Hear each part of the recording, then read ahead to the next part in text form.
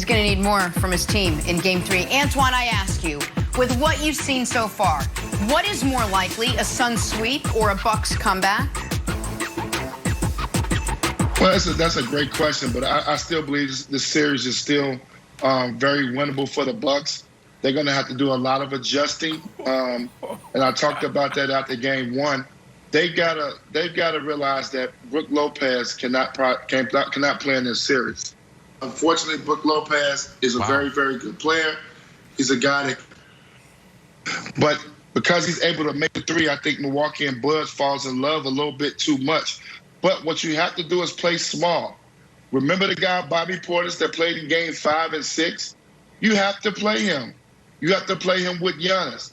He can be dominant. You already dominate inside, but you add a guy with some toughness and some guys who's got a skill set that can play in this series. You got to get more athletic. You got to get quick. Your Phoenix Suns team is athletic. They're quick. They can get up and down the floor.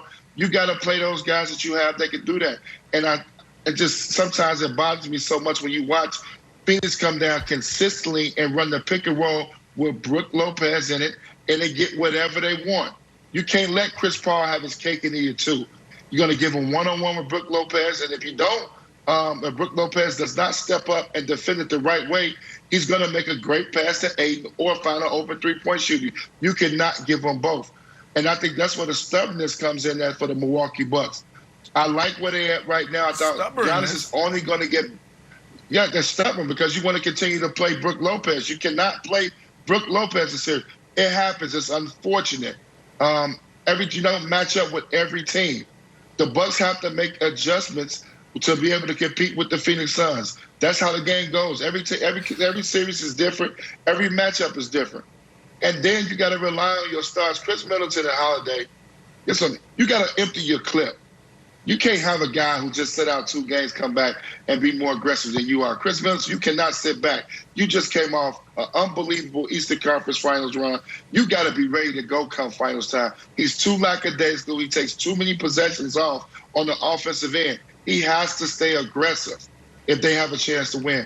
But I do believe, because I thought last night only down 6 points with about 4 minutes to go, they was in the game. I do believe this still is going to be a series. I can't wait to see Milwaukee when they get home. Twan, the only people that's stubborn is the people sitting on this set next to me. I don't know where Wilds is. I know where Nick said it at the beginning of the series. Nick said that he think they're going to go down, 0-2, the Bucks. And now they're down 0-2. History has shown that the team, 90% of the time, the teams that are in this position, they go on to win the title. So you guys are being stubborn. Y'all need to stop this, man. The Suns, they're better coached. Okay, Monty Williams and CP3, throw him in there. The leadership. This is when you know a team is in trouble. A team that is in position and have the momentum like the Suns is after the fact if they're hanging from the rafters. Well, what does that mean, Brandon? What does that look like? They're cheering, they're celebrating on Instagram, Twitter, talking bad about the other team. What did CP3 do after that game? He said, look, I've been on the wrong side of history too many times. These guys haven't had the heartache and pain in the playoffs. They don't have that type of experience. We haven't done anything yet. He is selling those guys down. He knows he's in his moment. He knows this is a moment. This is a moment in history for all those guys. They're not letting up. Twan, they're the most complete team in the NBA, and they've been that way all year. Now, unfortunately, it took us up until March to figure out that this team was the real deal, but this team is the real. There ain't no Giannis or no Middleton or no Drew Holiday getting them back into this. They faced them in the regular season, Nick, and it was the same outcome. Now, I don't care if it was, they beat them by 1 point. They're the better team. So this whole conversation is nonsense, man. Coming back 0-2 deficit 90% of the time the teams are in this position, they go on to win a title. I actually agree with you, Brandon, that this conversation is nonsense, but for a very different reason. And I hate to do this to our wonderful producers, because this is going to be mortifying for them. But this question has a fact error in it. Like, what's more likely, a Suns sweep? How could the Suns sweep when right now it's 2-1 Phoenix? And you might be like, Nick, there's only been 2 games played. I know. It's 2-1 Phoenix, though. Milwaukee has won Game 3. Game 3, bet your life on it. Take your 401k. Let's go. There is a 0% chance Milwaukee loses Game 3 at home. Milwaukee has responded in every Game 3 of this postseason. Game threes have been, by the way, Phoenix's worst games this postseason. They lost Game 3 to the Clippers. They lost Game 3 to the Lakers. They, of course, won Game 3 against the fraudulent Nuggets, but that's neither here nor there. So it's when we talk on Monday, it will be 2-1 Milwaukee. And so then 2-1 Phoenix, pardon me. So then we will have a real series. And so there are a couple of reasons, Wilds, I still believe that it will be Bucks in 7. And Brandon's right that I said before the series I thought it'd be 2-0 Phoenix, then 2-2, then 3-2 Phoenix, and then Milwaukee win the final 2, the exact play-by-play of the Brooklyn series. But something happened in Game 1, and then something else happened in Game 2 that has to be mentioned, which is the Suns were the only team this postseason that were dancing through the raindrops of all these injuries. Even the Bucks, take Giannis out, they lost DiVincenzo, an important role player, early in this postseason. The Suns had lost no one. And then in Game 1, they lost their 9th man in Saric. And last night, it sure appeared to me, unfortunately, it looks like they lost their 8th man in Torrey Craig. So the Suns are now down to 7 people.